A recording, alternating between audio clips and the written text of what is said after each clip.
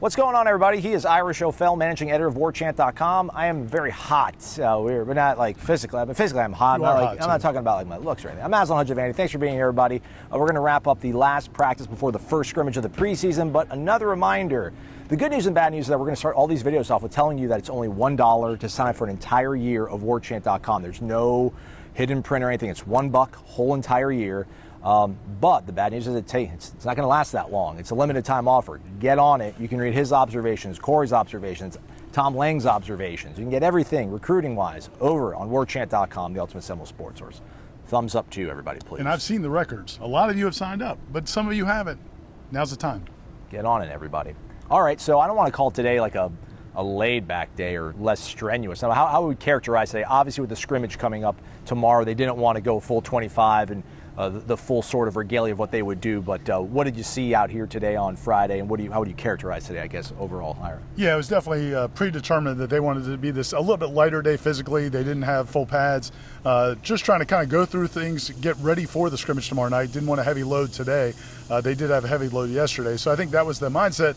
But you also saw Mike Norvell kind of go into coach mode where he knows the players are going to relax because of that. And so then he has to just go overboard trying to keep that intensity up. And you saw him going after assistant coaches, going after the clock operator, going after players. I mean, he was single-handedly trying to make sure everybody, okay, it's going to be less physical today, but that doesn't mean we want less focus. We want the same intensity.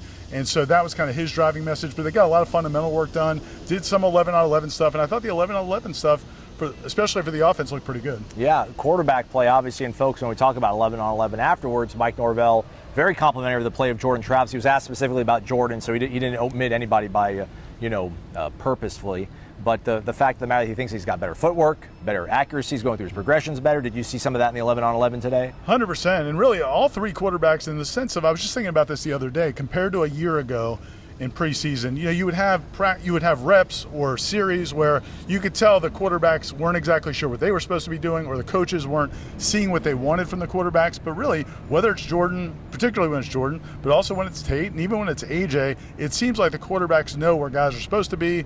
They're making the right decisions. Is it always complete? No. But again, today, I thought the accuracy was good. It was a good practice for the quarterbacks. Yeah, I thought the running backs had a good day, too, out of the backfield. We spoke to David Johnson after practice. So what were your sort of takeaways from hearing from the running backs coach, David Johnson, after practice?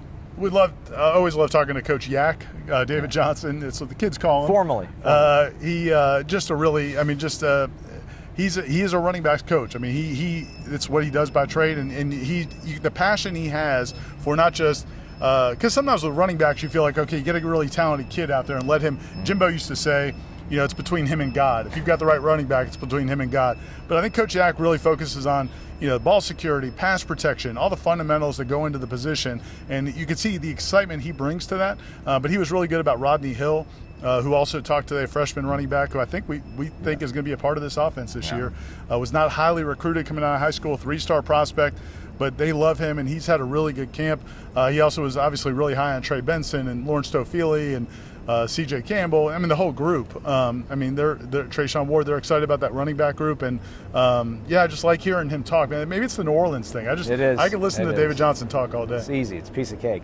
Offensive line is challenged right now in terms of availability and everything, so that's still an ongoing process. But we do see people here present and accounted for, but they're limited in what they're going through. Norvell touched on that in yesterday's practice, obviously. So we are keeping an eye on that. We'll see how that all shakes out when we talk to him after the scrimmage tomorrow on Saturday. But before we talk about the scrimmage, Jarian Jones is another guy that we spoke to after practice. He's a guy that's been coming on. Most of you folks, when you ask us in these observation threads and the replies over on Warchant.com or on the podcasts, Jeff Cameron Show, who's surprising us? I mean, Jarian's a guy that usually comes up between Corey and I don't know what you've seen from him, but maybe a guy that we didn't really count on all that much going to the season, but he's been flashing more often than not. I feel like he's consistently flashing. Yeah, he was definitely forgot about because of last season, and he knows that, and he talked about that a little bit as well. And he kind of made a comment as like, it's fine to have your guys' opinions, but don't come over later and don't be a fan later. He didn't say that exactly, but that was the gist of it. But look, he had when we started the interview, which you can watch on YouTube as well. He a year ago he wasn't doing anything in practice. He had a hand injury.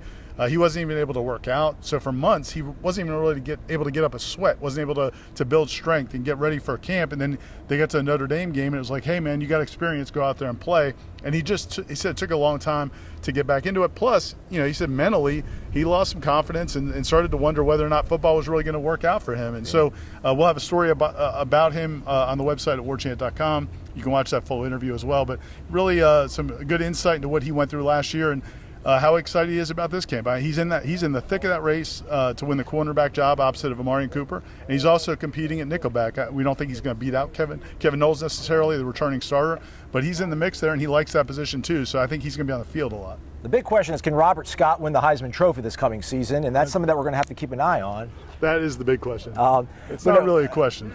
It's not really a question. We know he can. Yeah. We did also ask Mike Norvell after practice about the latest addition to the roster, and that is Malik Feaster, the defensive back out of Jacksonville State. A grad transfer, went through the last steps of getting, graduated onwards here to Tallahassee.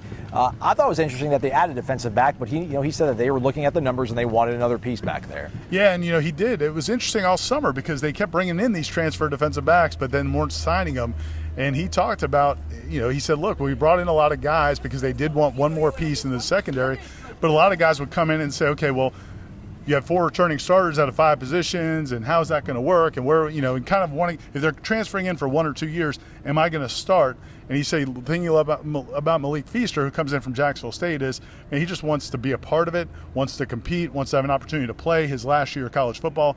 And so they really like him from a fit standpoint. He hasn't been out there yet doing things, but it sounds like he'll be doing it soon. He's eligible right away because he just graduated, so he'll be here as a grad transfer this fall. I think he's probably still got to go through the acclimation period of a few practices before he can put on pads and get involved, so he won't be out there probably participating in Saturday scrimmage, maybe off to the side.